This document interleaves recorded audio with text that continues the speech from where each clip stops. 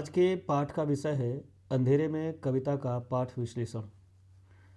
इस पाठ के अध्ययन के उपरांत आप कविता के पाठ विश्लेषण की प्रक्रिया को जान सकेंगे, अंधेरे में कविता के पाठ विश्लेषण के आधार को जान सकेंगे, अंधेरे में कविता का पाठ विश्लेषण कर सकेंगे और अंधेरे में कविता का सार तत्व समझ सकेंगे तथा अंधेरे में कविता के महाकाव्यात्मक बोध को समझ सकेंगे। आधुनिक हिंदी काव्य परंपरा में अंधेरे में कविता की अपनी एक विशिष्ट पहचान है।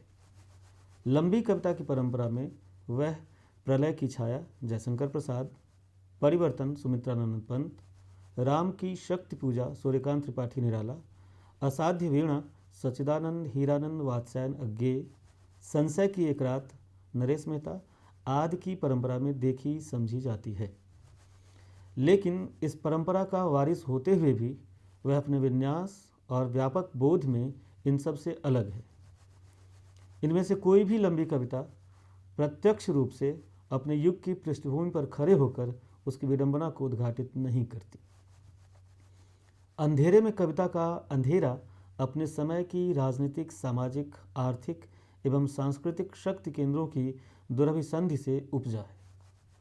इसलिए उसमें व्याप्त अंधेरे और उनसे संघर्ष को किसी मध्ययुगीन अवधारणा या फिर अस्तित्ववादी मनोविश्लेषणवादी प्रभामंडल में रखकर नहीं देखना चाहिए, बल्कि उसकी सारी व्याख्या मानवकृत अंधेरे के रूप में की जानी चाहिए। इसमें मनुष्य के खिलाफ षड्यंत्ररत मनुष्य और षड्यंत्ररत मनुष्य के खिलाफ संघर्षरत प्रगतिशील मनुष्य की कथा व्यथा उभर कर सामने आती है।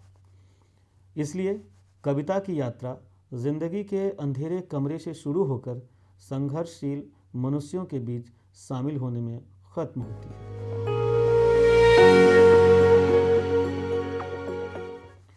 आगे इसी संदर्भ में अंधेरे में कविता का हम पाठ विश्लेषण करेंगे। अंधेरे में पाठ विश्लेषण के आधार। मुक्तिबोध की कविता का पाठ विश्लेषण करते हुए इस बात का ध्यान रखना चाहिए कि उनकी पूरी कविता एक प्रक्रिया में चलती है। इस प्रक्रिया के मुख्य बिंदु इस प्रकार हैं: मैं और वह की उपस्थिति, मैं व्यक्ति के आंतरिक व्यक्तित्व, उसके अंतः संघर्ष तथा मनुष्य की सुविधाजीवी मनोवृत्ति का प्रतिनिधित्व करता है। वह अपने को और समय की सच्चाई को जानता है, लेकिन उसमें समय की सच्चाई के प्रति प्रतिक्रिया करने की क्षमता और साहस का अभाव है। वह मनुष्य की संघर्षशील व्यापक मानवीय सरोकारों से युक्त गतिशील मनोवृत्ति का प्रतीक है। इस मैं के बाह्यीकरण तथा वह के अभ्यंतरीकरण के द्वारा मुक्तिबोध मनुष्य के व्यक्तित्व का व्यक्तित्वांतरण करना चाहते हैं। यह पूरी प्रक्रिया राजनैतिक, सामाजिक, आर्थिक, सांस्कृतिक शक्तियों के संधि स्थल समाज में घटित होती है। वह मैं के आत्मविश्लेषण और आत्मालोचन का संप्रेरक बनता है। इस तरह मुक्तिबोध की कविता में आत्मसंघर्ष और समाज संघर्ष की एक समानांतर धारा चलती रहती है। अंततः मैं अपने सीमित दायरे से बाहर निकलकर व्यापक जन समाज के संघर्ष का हिस्सा बन जाता है। मुक्तिबोध अपनी कविता में मनोविश्लेषण के मनः संघर्ष का प्रयोग एक टेक्निक के तौर पर करते हैं तथा विकासवाद के प्राकृतिक वर्ण नेचुरल सिलेक्शन के तर्ज पर सामाजिक वर्ण यानी कि सोशल सिलेक्शन की तकनीक का प्रयोग जन विरोधी मरणशील ताकतों के बरक्स संघर्षशील ताकतों को संगठित करने के लिए करते हैं। अंधेरे में कविता में इसी प्रक्रिया के तहत अर्थ का संश्लेषण हुआ है। इसीलिए उसका विश्लेषण करते समय इसके विविध पहलुओं को नज़र में रखना जरूरी है। साथ ही मुक्तिबोध एक प्रतिबद्ध कवि थे। वे विचारों से प्रभावित मात्र नहीं थे, विचारधारा में उनकी आस्था थी। बुनियादी तौर पर समग्र परिवर्तन के पक्षधर थे। इसीलिए उनकी कविता का अर्थ उच्छृंखल तरीके से नहीं किया जा सकता, बल्कि उसे कविता में निहित अर्थ निर्माण की उस पूरी प्रक्रिया से ही हासिल किया जा सकता है जो उसके सामाजिक, राजनैतिक एवं व्यक्तित्वगत संदर्भों से पूरी होती है। इसी अर्थ में अंधेरे में कविता आज़ादी पूर्व और पश्चात भारत का दहकता इस्पाती दस्तावेज है।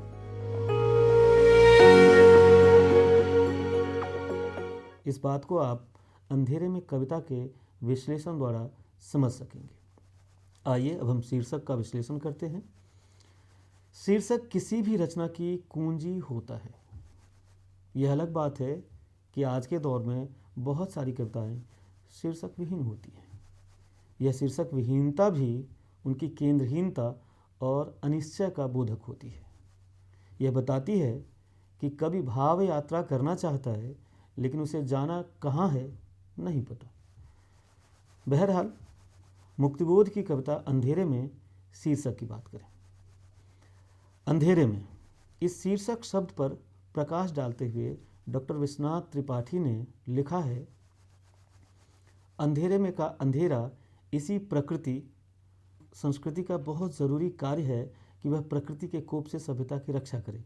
इसी प्रकृति की विवेकहीनता का प्रतीक है। यह विवेकहीनता दो स्तरों पर है, सामाजिक व्यवस्था के स्तर पर और व्यक्ति के अवचेतन में।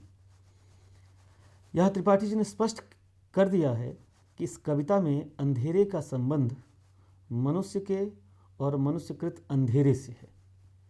मनुष्य का तात्पर्य व्यक्ति के भीतर चेतना के अभाव का अंधेरा है, जिसके परिणाम से वह अनिश्चय, क्या करूं, कहाँ जाऊं, दिल्ली या उज्जैन, के दो पाटों के बीच पिसता रहता है। पिस गया हूं दो पाटों के बीच, ऐसी चीज दी है नीच। ये मुक्तिबोध की पंक्तियां हैं। मनुष्यकृत से तात्पर्य मानव निर्मित समाज व्यवस्था के अंधेरे से है। वह अपने सारे फैलाव में, मुक्तिबोध के शब्दों में, सूनी है राह, अजीब है फैलाव, सर्द अंधेरा, मनुष्य निर्मित अंधेरा है। इसलिए इस अंधेरे की पहचान मनुष्य के खिलाफ सक्रिय मनुष्य की पहचान से सीधे जुड़ जाती है। कौन है वह? रक्त पाई वर्ग और उससे नाभि नालबद्ध ये सब लोग नपुंसक भोग शिरा जालों में उलझे, मुक्तिबोध के शब्दों में, जिस अंधेरे में अपना हित, मुक्तिबोध के शब्दों में, भीतर का राक्षसी स्वार्थ साधता है। कौन है इस अंधेरे में जिसका सब कुछ दांव पर लगा है? मुक्तिबोध के शब्दों में, उसमें न शरीर में बल है, अंधेरे में गल रहा दिल यहाँ। और कौन है वे सहचर जिनको लेकर यह सामाजिक आकांक्षा की जा सकती है कि पाऊँ में नए नए सहचर, सकर्मक सचित वेदना भास्वर। अंधेरे में यह शीर्षक वर्ग विभाजित शोषण के जाल में उलझे समाज और क्रियाहीन मानवीय चेतना के अंधेरे का द्योतक है।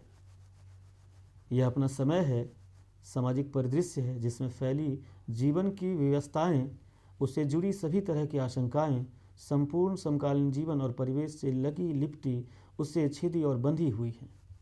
जैसे जैसे अंधेरा बढ़ता है, आशंकाएं और घनी होती जाती है। इस कविता में आए शब्द तिलस्म, खोह, सलिल के तम श्याम, कुहरीला, काले डैश की घनी काली पट्टी, अंधियारे, खड्डे, अचेतन स्थिति, निस्तब्ध नगर के मध्य रात्रि आदि शब्द इसी अंधेरे के जाले हैं। शीर्षक बताता है समकालीन मनुष्य इसी अंधेरे से घिरा है। उसकी मुक्ति इसी में है कि वह अभिव्यक्ति के खतरे उठाए और यह तय करे कि अब न समय है, जूझना ही तय है, इस विचार के साथ कि अकेले में मुक्ति कभी नहीं मिलती, यदि वह है तो सबके ही साथ।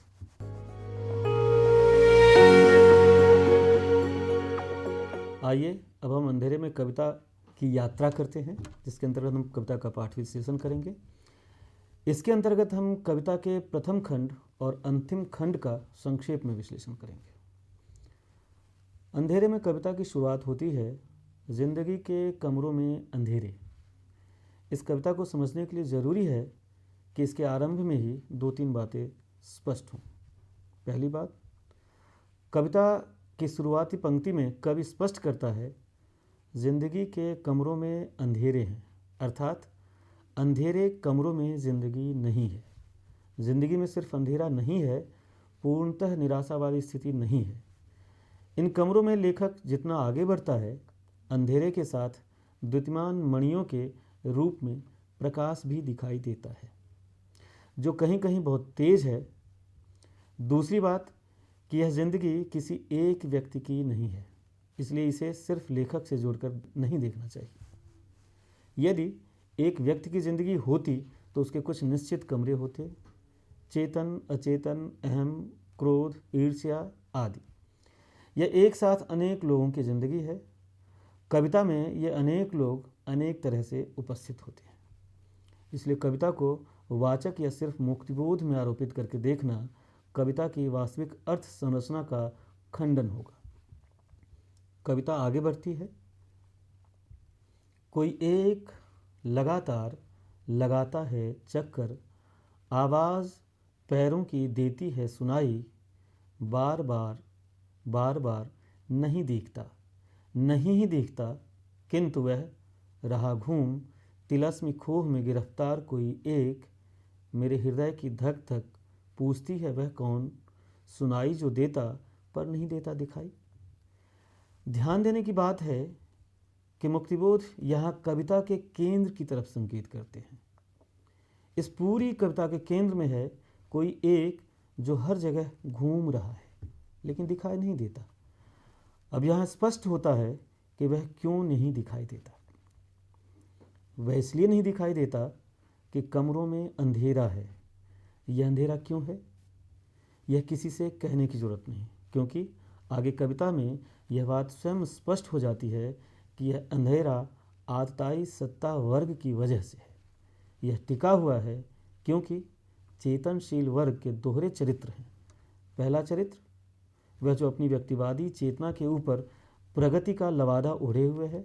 दूसरा चरित्र वह जो वास्तविक प्रगति चेतना से युक्त होने के बावजूद सकर्मक नहीं है।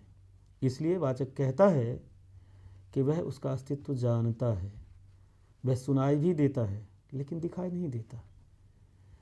इसीलिए उसे तिलस्मी खोह में गिरफ्तार कहा गया है। जब वाचक के दिल की धड़कन उससे पूछती है कि वह कौन है, तो उसका अक्स दीवार पर उभर आता है। दीवार पर इसलिए उभरता है क्योंकि उसका अक्स वाचक की चेतना में मौजूद है। वही रिफ्लेक्ट होकर दीवार पर उभर आता है। वह भव्य ललाट तथा दृढ़ होने वाला है। वाचक के सामने प्रश्न है, कौन मनु? रामविलास शर्मा मानते हैं कि इस मनु की छवि में एक तरफ मुक्तिबोध के पिता का अक्स है तो दूसरी तरफ उनके प्रिय कवि जयशंकर प्रसाद का।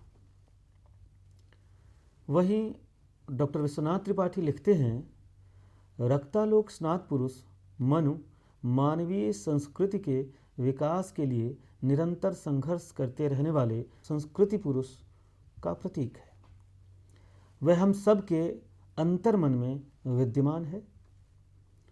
डॉक्टर रामविलास शर्मा मुक्तिबोध से मुक्त होकर अंधेरे में कविता को नहीं देख पाते, इसलिए कविता में उन्हें मुक्तिबोध के पिता और प्रसाद दिखाई पड़ते हैं। लेकिन मनु के जिस छवि चित्र को उन्होंने उद्घाटित किया है उसे समझने में पिता और प्रसाद की कोई भूमिका नहीं बनती। त्रिपाठी जी ने ज़रूर उसे व्यापक रूप में देखा, उसे आम आदमी से जोड़ते हुए उसकी खासियत की तरफ भी इशारा किया कि वह हमारे बीच का संघर्षशील मनुष्य है। दूसरे बंद में मनु की जगह बताई गई है। वह कहाँ है? वह बाहर शहर के पहाड़ी के उस पार तालाब के पास। शहर से बाहर क्यों? क्योंकि शहर की जो स्वीकृत सभ्यता है उसमें उसकी जगह नहीं है। वह शहर की प्रचलित स्वीकृत सभ्यता के खिलाफ ही संघर्षशील है। अगर ऐसा है तो फिर यह अस्मिता के अर्थ में आत्मनिर्वासन नहीं है। शहर के बाहर पहाड़ी के उस पार तालाब के आसपास अंधेरे में तिलस्म खोह का शिलाद्वार खुलता है और उसमें रक्तालोक स्नात एक रहस्य साक्षात रूप में प्रकट होता है। यहाँ रक्तालोक स्नात पुरुष के प्रकट होने के लिए एक दृश्य तैयार किया गया है, वह असामान्य दृश्य है, क्योंकि यहाँ सिर्फ प्रतीक रूप में उपमानों को प्रस्तुत किया गया है, उनके उपमेयों को हटा दिया गया है, पर उपमानों से संकेत मिलता है कि शहर के पार पहाड़ी में तालाब के आसपास रक्तालोक स्नात पुरुष अकेले नहीं है। तालाब एक राज भरी बस्ती है। उस बस्ती में सिर्फ वही नहीं रहता, लगता है जैसे इनकलाबी अमल वाले नौजवान जगमगा रहे हों। सिर्फ वाचक और नायक नहीं, ये हरे भरे पेड़ों की डालियाँ, वेजलियाँ, लाल लाल मशाल, ये सभी एक सर्वहारा वर्गीय व्यक्तित्व के हिस्से लग रहे हैं। यहाँ अयथार्थवादी शिल्प द्वारा यथार्थ को व्यक्त किया गया है। अगले बंद में उस रहस्यमय व्यक्ति की भावपूर्ण विशेषता बताई गई है। उसे साक्षात देखने के बावजूद मन में एक गहन संदेह है। इस संदेह के दो रूप हैं। पहला, वाचक को लगता है वह कोई अन्य न होकर अब तक न पाई गई मेरी अभिव्यक्ति है। पूर्ण अवस्था वह निज संभावनाओं, निहित प्रभावों, प्रतिमाओं की मेरे परिपूर्ण का आविर्भाव, हृदय में रिस रहे ज्ञान का तनाव वह आत्मा की प्रतिमा। इन पंक्तियों का आलोचकों ने इस तरह पाठ किया है कि वह दरअसल वाचक का ही दूसरा रूप है, उसका विभाजित व्यक्तित्व है। लेकिन वाचक स्पष्ट रूप से कहता है कि उसे गहन एक संदेह है। यह निश्चय नहीं है, ठीक वैसा ही नहीं है जैसा आलोचकों ने मान लिया है। क्योंकि वाचक उसकी तरह होना चाहता है, इसीलिए वह उसे अपनी आत्मा की प्रतिमा जैसा लगता है। दूसरा, संदेह प्रश्न के रूप में है। प्रश्न एक नहीं, कई हैं। मुक्तिबोध के शब्दों में, किंतु वह फटे वस्त्र क्यों पहने है? उसका स्वर्ण वर्ण मुख मैला क्यों? वक्ष पर इतना बड़ा घाव कैसे हो गया? उसने कारावास दुख झेला क्यों? उसकी इतनी भयानक स्थिति क्यों है? रोटी उसे कौन पहुंचाता है? कौन पानी देता है? फिर भी उसके मुख पर स्मित क्यों है? प्रचंड शक्तिमान क्यों दिखाई देता है? ये सारे सवाल रहस्य साक्षात को सामाजिक यथार्थ का धरातल देते हैं कि मनु अर्थात रहस्यमय व्यक्ति रहस्यालोक से जुड़ा कोई अलौकिक व्यक्तित्व नहीं है। वह रहस्य उन लोगों के लिए है जो आत्मग्रस्त हैं। वह रहस्य उन लोगों के लिए भी है जो प्रगति चेतना से तो वाकिफ़ हैं, लेकिन उसकी सकर्मकता के दायरे से बहुत दूर तथा कथित शहरी सभ्यता की कैद में है। इसलिए कैद हैं कि ये प्रश्न खतरनाक है। इसके खतरे दो तरफा हैं। ये प्रश्न उनके लिए खतरनाक हैं जो इसका सामना करते हैं। इससे जुड़ना मौत की सज़ा का सामना करना है, और उस आतताई सत्ता के लिए भी खतरनाक है जिसके विरुद्ध इन प्रश्नों से जुड़ा व्यक्ति संघर्षरत है। वाचक अनुभव करता है जैसे इन प्रश्नों को उठाकर उसने अपराध कर दिया, क्योंकि जंगलों से आती हुई हवा ने फूंक मार एकाएक मशाल ही बुझा दी कि मुझको यूं अंधेरे में पकड़कर मौत की सजा दी। गिरा दिया गया मैं अचेतन स्थिति में। अंधेरे में कविता के अंतिम खंड की तरफ हम बढ़ते हैं। इस अंतिम खंड में स्वप्न कला के रूप में क्रांति का एक खाका निर्मित किया गया है, लेकिन इसे वास्तविक जीवन की क्रांति के रूप में नहीं देखना चाहिए।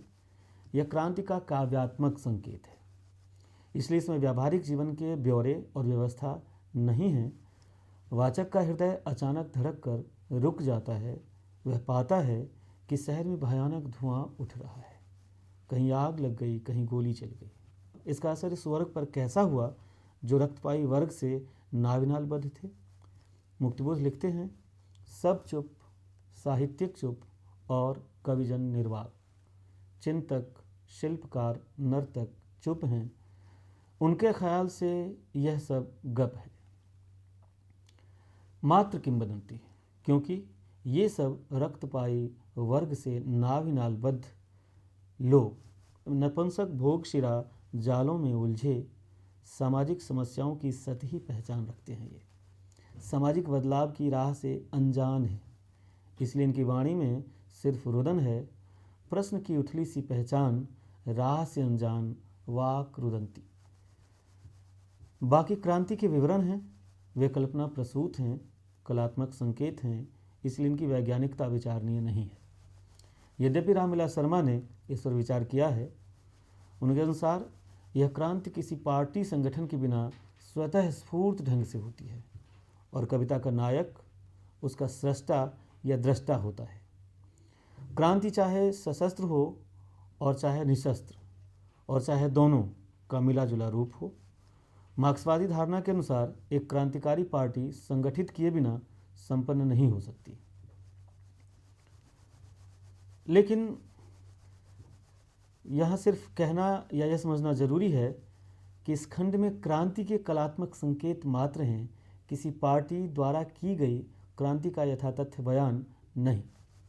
साथ ही कला को विचारधारा का अनुवाद समझना कला के बारे में कई तरह के भ्रम पैदा करता है। इस भ्रम से डॉक्टर रामविलास शर्मा भी नहीं बच पाए, क्योंकि उपरोक्त कथन के बाद, जैसा कि अभी हमने उद्धृत किया है, उन्होंने यह नतीजा भी निकाला कि मुक्तिबोध के चिंतन का केंद्र है व्यक्ति। रामविलास शर्मा जिस वाचक को मुक्तिबोध से अलग करके नहीं देखते, वह वाचक खुद भी अपने को सिर्फ व्यक्ति के रूप में नहीं देखता। मुक्तिबोध वाचक के माध्यम से उन सभी व्यक्तियों की कशमकश का वर्णन करते हैं जो परिवर्तन की कामना से प्रेरित हैं, लेकिन आग्रह, पूर्वाग्रह, निराशा, अहम, साहस का अभाव व तमाम अन्य कारणों से उसमें शामिल नहीं हो पाते। अंधेरे में कविता की पूरी काव्य यात्रा इन्हीं युवकों के व्यक्तित्वांतरण की यात्रा है और यह अंतिम खंड में आकर पूरी होती है। यह वाचक स्वयं को इन युवकों से जोड़ता है, स्वयं को युवकों के रूप में संबोधित करता है। मेरे युवकों में होता जाता व्यक्तित्वांतर विभिन्न क्षेत्रों में कई तरह से करते हैं संगर, मानो कि ज्वाला पंखुड़ियों से घिरे हुए वे सब अग्नि के शतदल कोश में बैठे। संकेत यह भी कि क्रांति अभी खत्म नहीं हुई, बल्कि उसकी शुरुआत हुई है।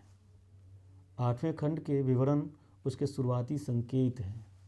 रामविलास शर्मा के निष्कर्ष क्रांति को खत्म मानकर निकाले गए निष्कर्ष हैं, जबकि 8वां खंड व्यक्तित्वांतरण की प्रक्रिया के खत्म होने का संकेत देता है, जिसके बाद परम अभिव्यक्ति विशिष्ट न रहकर समूह का तथा सामूहिक संघर्ष का हिस्सा बन जाता है। इसी अर्थ में वह अस्मिता की खोज भी नहीं है, क्योंकि क्रांति एक व्यक्ति मात्र के बदलने से संभव नहीं होती। इसके लिए हर व्यक्ति को बदलना होता है। इसलिए मुक्तिबोध कहते हैं, इसलिए मैं हर गली में और हर सड़क पर झांक झांक देखता हूँ, एक एक चेहरा, प्रत्येक गतिविधि, प्रत्येक चरित्र व हर एक आत्मा का इतिहास, हर एक देश व राजनैतिक परिस्थिति, जहाँ मिल सके मुझे मेरी खोई हुई परम अभिव्यक्ति आत्मसंभवा।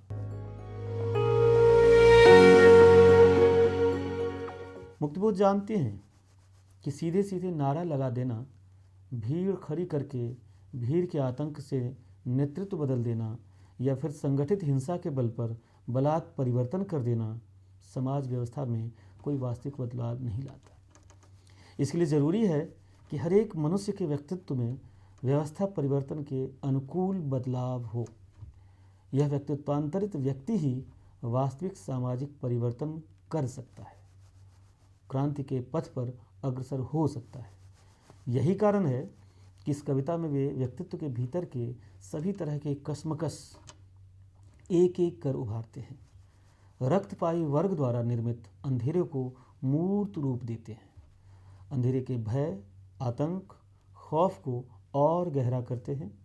उस खौफ से संघर्ष करते हुए, अपनी आत्मालोचना करते हुए, आत्मग्लानि के जल से शुद्ध होते हुए, आम आदमी के साथ अपने को संबद्ध करते हुए, उससे प्रेरणा लेते हुए, क्रूर सत्ता के अत्याचार को झेलते हुए व्यक्ति का व्यक्तित्व रूपांतरित करते हैं और अंततः उसे समूह का हिस्सा बना देते हैं। इसी को कुछ विद्वानों ने अस्मिता की खोज कहा, किसी ने व्यक्ति और जन का एकीकरण, किसी ने रक्तालोक स्नात पुरुष का संघर्ष कहा, किसी ने नए मार्क्सवादी सौंदर्य शास्त्र की तलाश कहा, तो किसी ने रचनात्मक प्रतिबद्धता और उसके संघर्ष की तलाश कहा। अब तक की गई बातचीत के आधार पर इस पाठ के बारे में हम यह निष्कर्ष निकाल सकते हैं कि अंधेरे में कविता महाकाव्यात्मक विन्यास की कविता है। इस कविता के माध्यम से मुक्तिबोध मनुष्य के वास्तविक जीवन संघर्ष पर प्रकाश डालते हैं। मनुष्य के इस जीवन संघर्ष का संबंध उसके जीवन के वास्तविक लक्ष्य से है।